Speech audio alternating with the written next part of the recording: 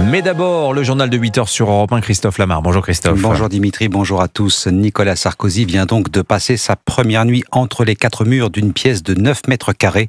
Le chef de l'État a intégré sa cellule située dans le quartier de l'isolement de la prison de la Santé. S'il n'a pas sollicité de régime de faveur particulier, il bénéficie d'une garde rapprochée à l'intérieur même de la maison d'arrêt Antoine Bienvaux. Oui, depuis son incarcération, hier, Nicolas Sarkozy bénéficie de la protection rapprochée de 2 policiers installés dans une cellule voisine au sein donc de la prison de la Santé. Il s'agit de ces 2 gardes du corps habituels issus du SDLP, un service chargé de la protection des hautes personnalités.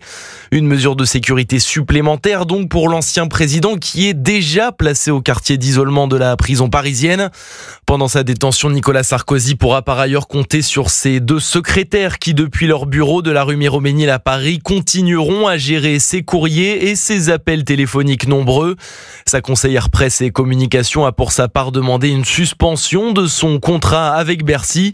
L'ex-chef de l'État va en revanche perdre les services de son cuisinier, remis à disposition du ministère de l'Intérieur. Antoine Bienvaux, ses avocats, eux, continuent d'assurer sa défense. Demande de remise en liberté adressée à la Cour d'appel de Paris. Les magistrats ont 2 mois pour statuer. En attendant, Nicolas Sarkozy va rester incarcéré au minimum 3 semaines. Et ça peut aller jusqu'à 1 mois, voire au-delà, selon l'un de ses conseils, maître Christophe Ingrand. Même une journée, c'est une journée de trop pour les soutiens et anciens électeurs du chef de l'État.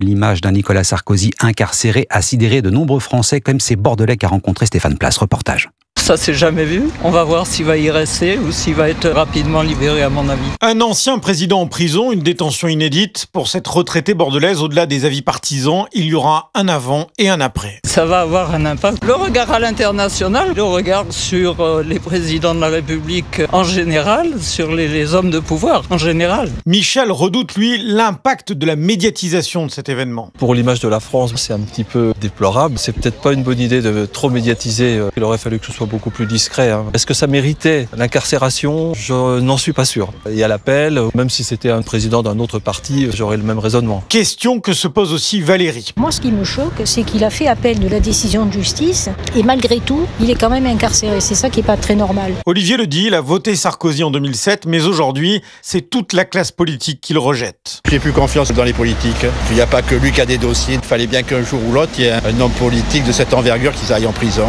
Il paye peut-être forcément un peu pour les autres. Ras-le-bol de toutes ces histoires et de la politique, ajoute un livreur croisé un peu plus loin et qui dit ne plus regarder que des images de sport. Bordeaux, Stéphane Place, Europe 1. L'incarcération de Nicolas Sarkozy va faire date dans l'histoire de France. C'est le thème du tout nouveau podcast d'Europe 1 au cœur de l'actu. En cette matinée consacrée à cette matinée hier du 21 octobre, c'est dispo sur le site et l'appli d'Europe 1. Pour l'heure, il est 8h05. Du rififi chez les Républicains. Le parti veut exclure les ministres récalcitrants. Les formules qui désignent les ministres LR qui ont accepté de rester ou de rejoindre le gouvernement Lecornu 2e édition. Réunion du bureau politique au siège du parti ce soir. Le président des Républicains, Bruno Retailleau, veut des sanctions. Mais cette ligne dure n'est pas vraiment du goût des députés. Elle est encore moins partagée par Laurent Wauquiez, leur chef de file à l'Assemblée, Alexandre Chauveau. Assurer la cohérence des Républicains, c'est l'objectif que s'est fixé Bruno Retailleau comme président du parti. Les 6 ministres LR devraient donc être exclus ce soir. Ils ne peuvent être la caution de notre famille politique, justifie l'ancien ministre de l'Intérieur auprès du Figaro. La volonté d'intégrer le gouvernement relève selon lui de choix personnels, car pour Bruno Retailleau, une dilution de la droite dans le macronisme serait synonyme de suicide collectif. Le patron des Républicains doit par ailleurs toujours faire face à l'indépendance revendiquée des députés LR, guidée par Laurent Wauquiez, lequel appelle désormais sur BFM TV à l'unité du parti. Ça suffit, il faut qu'on retrouve de l'apaisement.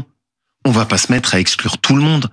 Et donc, maintenant, il faut retrouver du travail en commun, il faut retrouver de la sérénité. Et le seul point d'accord à ce stade entre Bruno Retailleau et Laurent Wauquiez, c'est la nécessité de combattre le projet de budget de Sébastien Lecornu, jugé beaucoup trop à gauche. Si les choses en restaient là, le premier menace même d'appeler à la censure. Le second se montre en revanche beaucoup plus prudent sur le sujet et invoque le coût que cela engendrerait pour les finances publiques. Alexandre Chauveau du service politique d'Europe 1. Le musée du Louvre va-t-il rouvrir ce matin ? On ne le sait toujours pas. En tout cas, l'enquête sur le cambriolage de dimanche continue. Le musée vient d'ailleurs de livrer une première estimation du préjudice des bijoux et joyaux dérobés. 88 millions d'euros, perte bien plus importante au regard de l'histoire. Laurence Descartes, la directrice du musée du Louvre, convoquée aujourd'hui pour explication par la commission des affaires culturelles du Sénat.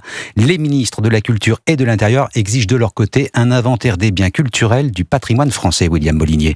Oui, les deux ministres demandent au préfet de renforcer les mesures de sécurité autour des biens les plus précieux du patrimoine culturel français. Dans chaque département, toutes les œuvres susceptibles d'attirer l'œil des voleurs doivent être recensées. On parle là d'œuvres d'art, mais aussi de peintures, de bijoux, de sculptures, de manuscrits ou d'antiquités. Les services de l'État vont aussi réévaluer la sécurisation de ces biens. Est-ce qu'ils sont entreposés dans des lieux sûrs? Est-ce que les alarmes fonctionnent? Est-ce que les lignes directes avec la police ou la gendarmerie sont activées? Cet inventaire global doit être réalisé avant le 14 novembre prochain et transmis à la place Beauvau. Chaque année, plus de 1300 vols d'objets ou de biens culturels sont enregistrés par les forces de l'ordre. Le marché de l'art, prolifique en France, attire la convoitise, notamment de la criminalité organisée qui y voit un levier efficace de blanchiment du trafic de stupéfiants. William Molinier du service police-justice d'Europe 1. Et puis la polémique dans ce collège de Vendée. Une prof de français est accusée par des parents d'élèves d'imposer la lecture du livre d'Assa Traoré. Une militante et sœur d'Adama Traoré, délinquant multirécidiviste décédé lors de son interpellation. Depuis, Assa Traoré parle d'un assassinat. Dans son livre, cette militante d'extrême gauche dénonce la domination violente des Blancs sur les Noirs. Charles Bouchin. C'est dans une lettre adressée aux parents d'élèves que la professeure de français l'annonce. Le livre d'Assa Traoré fait partie des 2 ouvrages à lire et à étudier cette année. Assa Traoré, militante d'extrême gauche, est connue pour son discours très virulent à l'égard des forces de l'ordre. Et très vite, des parents choqués alertent l'association Parents Vigilants. Séverine Dumigny en est la coordinatrice nationale. Les parents qui nous ont contactés nous ont dit qu'ils étaient mécontents, qu'ils ne comprenaient pas et qu'ils refusaient même d'acheter le livre. Dans son livre, Assa Traoré affirme que la police ne garantit pas la sécurité des personnes issues de l'immigration, mais la met plutôt en danger. Combien de temps la domination violente des Blancs sur les Noirs continuera de régner, s'interroge-t-elle également. Un contenu qui inquiète les parents. Avec un livre qui est autant orienté idéologiquement, ils considèrent que ça n'est pas un choix porté par un intérêt littéraire du livre, mais peut-être plus justifié par volonté de transmettre certaines idées à leurs enfants. L'association Parents Vigilants a saisi le rectorat de Nantes pour faire interdire l'étude de ce livre. Pour le moment, aucune réponse ne leur a été donnée. Charles Bouchin, le football, Marseille et Monaco invités à faire aussi bien que le PSG en Ligue des Champions. Les Parisiens vainqueurs 7-2 du Bayer Leverkusen hier soir. La suite de cette 3e journée ce soir, les Marseillais se déplacent au Sporting Portugal. Les Monégasques reçoivent Tottenham, coup d'envoi à 21h à suivre sur Canal+. Et puis le Masters 1000 de tennis de Paris n'aura pas lieu cette année à Bercy, non, mais à l'Arena de Nanterre. Le tournoi commencera lundi sans Novak Djokovic. Le Serbe, septuple vainqueur de l'épreuve, déclare forfait. Cette Arena de Nanterre, elle monte en puissance. Merci beaucoup Christophe Lamar. C'était votre journal. Restez avec nous.